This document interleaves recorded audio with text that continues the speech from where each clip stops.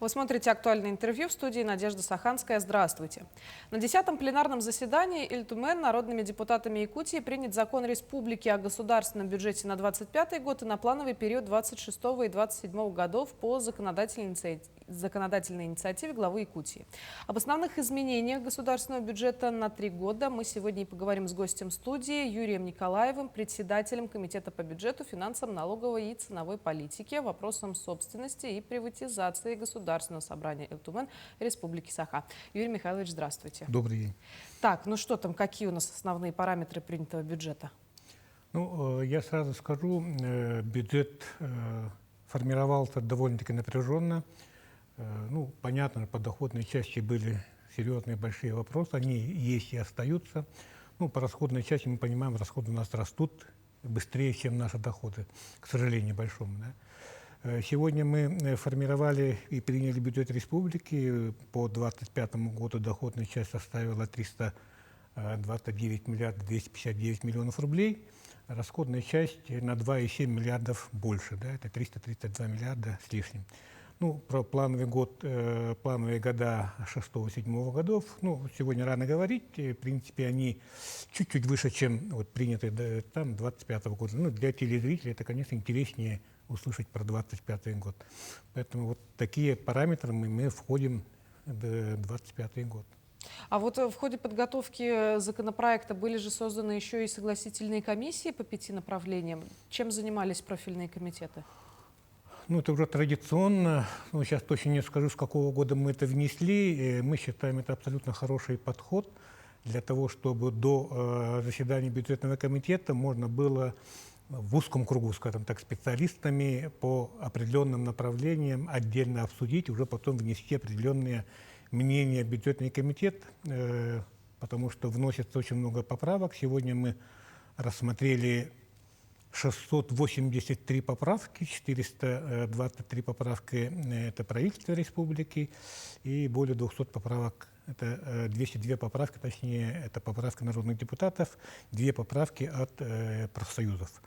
Поэтому мы создали по 5 направлениям традиционно, это по инвестиционной программе, по доходной части, по промышленности, по сельскому хозяйству и по социалке. Ну, понятно, каждое направление оно само по себе интересное, там, да, но, естественно, много поправок поступило от народных депутатов, ну и правительство, это по социалке, по инвестиционной программе. Да. Мы заседали, ну, каждая комиссия заседала по одному разу. Но, я считаю, очень были конструктивные разговоры. Не было таких пустых как бы споров, скажем так, да. Ну, где-то были споры, оно, естественно, передавались уже в бюджетный комитет. Я считаю, что совпадение поправок правительства и поправок народных депутатов это говорит о том, что и исполнительная власть, и законодательная власть, в общем-то, по развитию, социально-экономическому развитию республики думает в одном направлении. Поэтому многие поправки совпадают.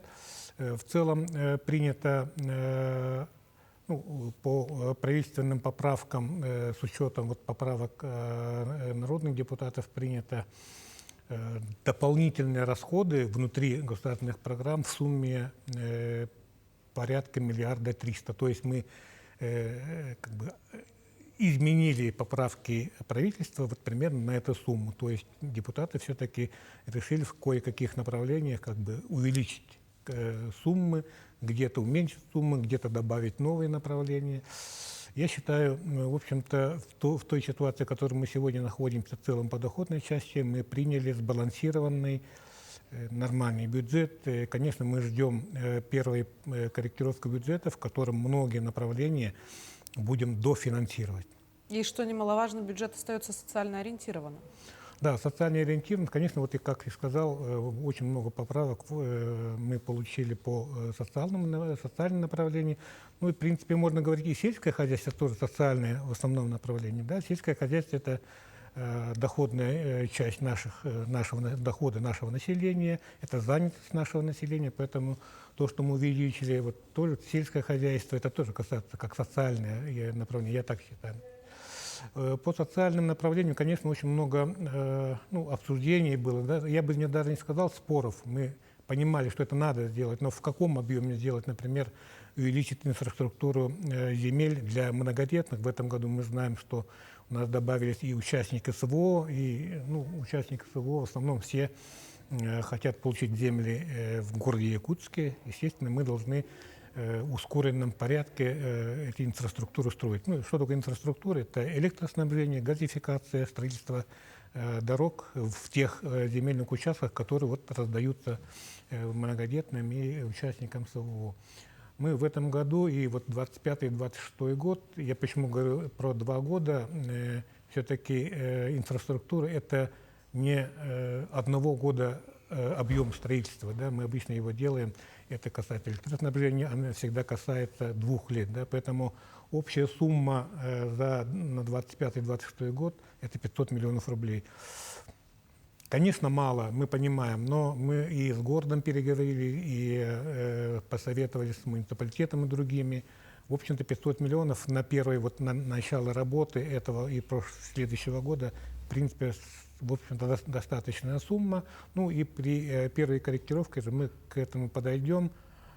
Ну, подход, в общем-то, комплексный такой, не просто там это зависит от денег, да, а комплексно, чтобы энергетики могли охватить большие участки, там, да, газификацию сделать, магистральный газопровод, газораспределительные станции. Вот, в принципе, на это у нас средств хватит. Да. Что касается детей-сирот, в этом году сумма предусмотрена, ну, совсем неплохая сумма, да, 1,1 миллиард рублей, при том, что мы с федерального бюджета получаем всего 143 миллиона рублей. Да. Об этом разговор давно идет, и Совет Федерации в своем постановлении нас поддержала, по крайней мере, должно быть 50 на 50. Ну, мы прекрасно понимаем, проблемы сиротства – это не только проблемы самих регионов, это в первую очередь в целом, да, государства. Поэтому, по крайней мере, мы ждем адекватной суммы с федерального бюджета, но все-таки мы предусматриваем один. В соседних регионах, если посмотреть, многие регионы принимают, сколько федеральный бюджет выделяет на строительство жилья для сирот, обеспечение жильем, да, столько и региональный бюджет предлагает. Мы уже, наверное, года 3 выделяя вот примерно 800 миллиард, вот сейчас миллиард, мы думаем, хватит пока, ну, естественно, если возможность будет, мы туда добавим.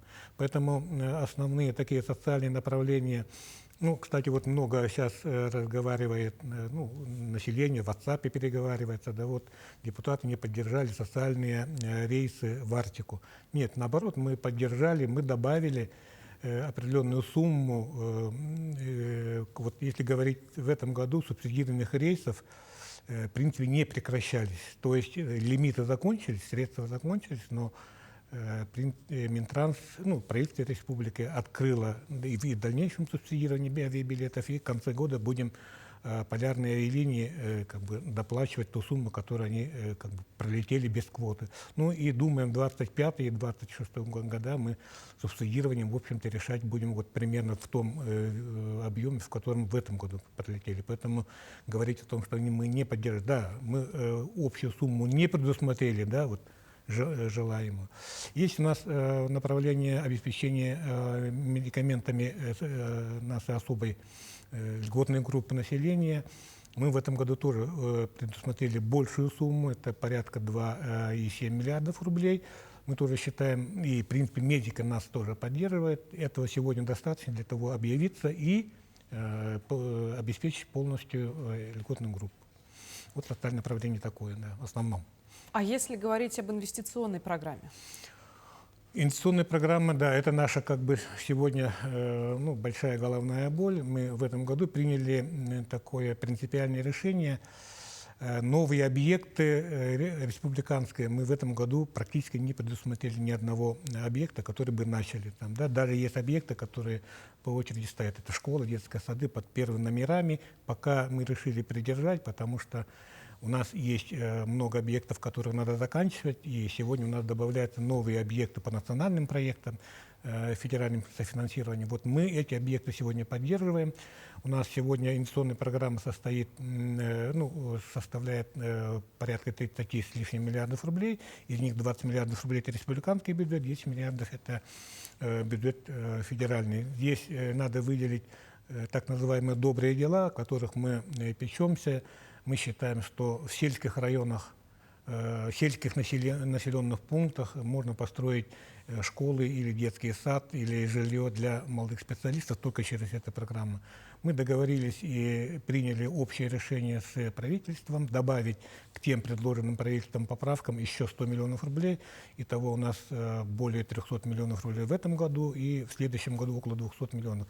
Это общая сумма 500, но опять-таки договорились, если возможность будет, мы вот в следующих корректировках добавим эту сумму. То есть за какой-то определенный период времени еще что-то может поменяться? Да, мы в апреле месяце, ну или в марте месяце будет корректировка, у нас будут остатки бюджета, у нас, ну, с курсом рубля тоже думаем, у нас очень много экспорта ориентированных предприятий, мы думаем, у них налог на прибыль будет чуть больше, чем там, да, но мы надеемся, что и компания «Алроса» наша там, да, вот, ну, свои проблемы, которые сегодня на самом деле есть по сбыту, честно надо говорить об этом, ну, по крайней мере, другие предприятия вот эти выпадающие доходы прикроют нам. Ну, поэтому у нас корректировки, дополнительные доходы у нас будут, и вот то, что мы сегодня пока попридержали, мы будем решать и вот уже в первой корректировке. Давайте затронем с вами еще и вопрос сельского хозяйства, потому что глава Якутии Айсан Сергеевич Николаев призывал, что крайне важно развивать аграрный сектор республики.